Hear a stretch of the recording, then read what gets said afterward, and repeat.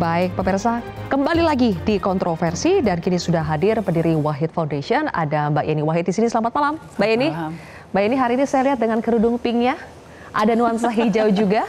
Pink hijau. Jadi sudah simbol Bravery Pink dan Hero Green yang kita lihat ya, ada gerakan solidaritas di media sosial yang ditunjukkan dengan warna pink dan hijau. Mbak Yeni di sini sudah bersama kita. Baik, Mbak Yeni, jadi mencermati apa yang terjadi di Indonesia selama 1 minggu belakangan ini, apakah Mbak Yeni melihat ini adalah akumulasi dari berbagai masalah yang ada di negeri ini? Pastinya kalau kita lihat ya, perjalanan kemarahan masyarakat ini kan panjang sekali. Banyak sekali kasus-kasus yang terjadi, lalu kemudian tidak pernah disikapi dengan bijaksana, lalu kemudian aspirasi-aspirasi masyarakat tidak didengar, tadi dikatakan Mas Burhan, lalu kemudian ada pemantik-pemantik mulai dari Pati dan lain sebagainya. Dengan penyebab yang sudah diuraikan tadi, karena dana dari pusat ke daerah transfernya dikurangi sehingga pemerintah daerah harus lebih kreatif. Sayangnya kreativitasnya adalah dengan membebani masyarakat ya untuk mencari tambahan dana. Nah, lalu kemudian berjalan lagi dengan adanya pidato presiden ya. Kemudian ada masyarakat kemudian mendengar bahwa ada kenaikan tunjangan DPR dan lain sebagainya. Jadi sudah banyak akumulatif.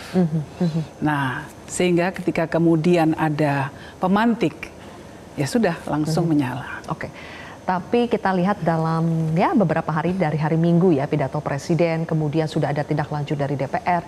Tapi Mbak Yeni melihat apakah respons yang akhirnya diberikan oleh eksekutif dan legislatif itu sudah cukup untuk meredahkan tensi atau masih jauh sekali dari apa yang diinginkan oleh masyarakat? Kalau saya lihat tensinya justru tidak reda pada saat ini. Kita melihat bahwa masih akan ada, kalau dalam analisa saya masih akan ada demo-demo susulan yang akan terjadi. Rakyat tidak merasa didengar, rakyat tidak merasa dipahami, penyebab mereka kemudian ikut turun ke jalan, penyebab mereka melakukan protes itu belum ada suara-suara ya dari pemerintah, dari elit gitu, belum banyak yang menampilkan suara-suara itu. Itu yang ada ya memang adalah retorika-retorika, tapi tidak substantif. Sehingga akhirnya kemudian lahir 17+8 aspirasi rakyat. Itu kan tuntutan yang clear sekali. Nah, sekarang agak parah lagi menurut saya, regresi lagi. Kenapa? Ini kan ada aktivis-aktivis yang ditahan. Karena dianggap memprovokasi demonstrasi dan lain sebagainya. Itu dilindungi oleh undang-undang loh. Ya, bahwa hak kita untuk bersuara, untuk melakukan aksi-aksi untuk menyuarakan ketidakpuasan masyarakat itu dijamin oleh undang-undang. Ada kebebasan berpendapat di sana. Nah, menurut saya ini blunder besar dari pihak aparat keamanan. Yang seharusnya masyarakat mungkin bisa lebih tenang, ini akan bergulir lagi nih. Salah satunya adalah pendiri Lokataru ya yang ikut ditahan. Saya ingin tanya kepada Pak Yan. Pak Yan, boleh ditampilkan teman-teman berita soal ada 7 tersangka yang katanya menyebarkan provokasi lewat media sosial. Boleh ditampilkan beritanya, teman-teman? Di situ ada inisial-inisialnya ya. Saya ingin tanya kepada Bang Yan. Bang Yan, apakah mungkin Anda juga sudah membaca orang-orang yang ditangkap karena katanya menyebarkan provokasi di media sosial? Saya baca ada kalimat, boleh tidak yang ditampilkan? Ada kalimat itu dalam bahasa Inggris ya, oleh seorang pekerja karyawan kontrak di organisasi internasional. Ada kata-katanya. Kalau dalam bahasa Inggris memang sekalian aja burn gitu ya, parlemen. Ini inisialnya ya, WH, KH, LFK. Nah, yang saya maksud tuh yang LFK. Boleh ditunjukkan bahasa yang dikeluarkan oleh LFK itu sebetulnya seperti apa sih yang disebut oleh polisi ini sudah menghasut. Oh, ini saja materinya. Oke. Ada kata-kata dalam bahasa Inggris sekalian aja kurang lebih burn, bakar saja DPR. Nah, sebetulnya yang Bang yang lihat kata-kata narasi-narasi negatif itu kan banyak sekali di media sosial ya. Benar tidak? Dan apakah itu digunakan oleh kelompok yang disebutkan oleh Bang Yan tadi? Jadi kalau yang kelompok yang menginisiasi itu sebetulnya fokusnya pada bakar gedung DPR. Fokusnya di situ. Terus yang kedua, ketika ada narasi lain, narasi tambahan, itu sebetulnya pecahnya itu setelah Rantis tabrak ojol. Ya, jadi ada polisi pembunuh, ya, terus kedua aparat keparat dan sebagainya begitu. Sebelumnya itu, ya, sebelum di tanggal 28 malam itu masih fokusnya pada isu bubarkan DPR. Terus kata provokasinya adalah bakar gedung DPR. Nah, yang menarik itu buat kami adalah dianalisa emosi, Mbak, sebetulnya. Dan ini mohon maaf mungkin nanti bisa dikritisi juga. Di analisa emosi itu ada 4 hal yang menonjol. Pertama itu anticipation, terus yang kedua itu sad, wajar orang sedih, sadness itu, ya, karena ada tragedi di situ, ya, ojol yang nggak ikutan demo dia cari makan kurang lebih gitu, kelindas Rantis gitu ya. Terus yang ketiga joy, malah orang bersuka hati gitu. Ini sama trust, tapi trustnya itu konotasinya negatif, jadi distrust gitu. Nah, angernya nggak terlalu besar gitu. Kenapa?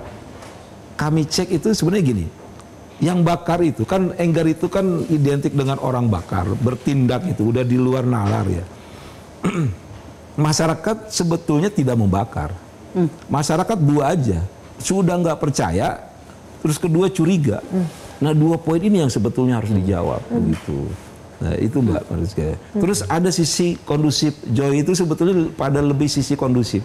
Tapi balik lagi, yang bikin kondusif itu bukan pemerintah, Mbak, kita sendiri. Karena narasi warga jaga warga. Nah, itu dia. Itu salah satunya. Oke, saya ingin tanya kepada Agus, Ketua BEM UI di sini. Agus, kembali lagi ke Anda. Oke, Gus, apa yang akan dilakukan oleh mahasiswa selanjutnya kalau misalnya besok itu kan deadline ya, yang tuntutan atau aspirasi 17+8, 17 itu deadline-nya itu besok. Apa yang akan dilakukan kalau itu tidak juga dipenuhi? Karena kalau dilihat progresnya sampai hari ini, kayaknya belum ada satupun ya yang betul-betul dituntaskan. Silakan Agus. Baik, Pak.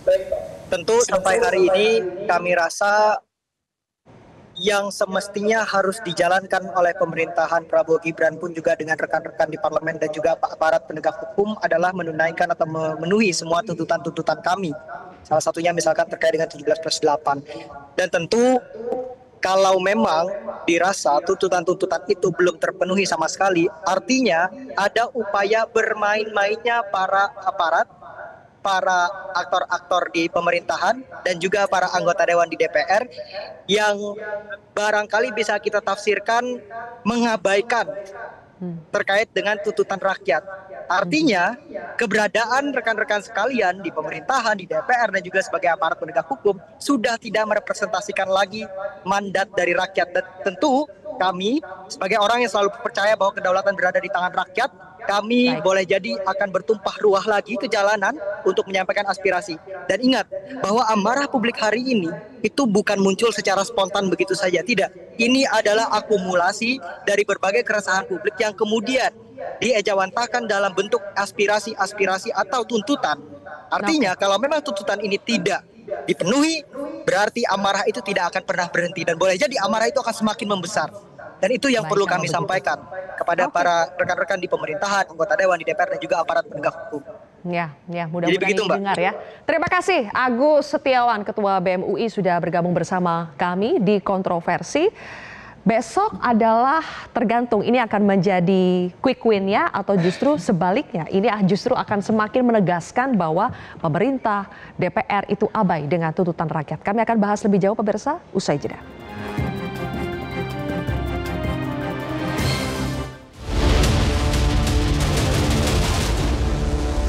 Jelajahi cara baru mendapatkan informasi. Download Metro TV Extend sekarang.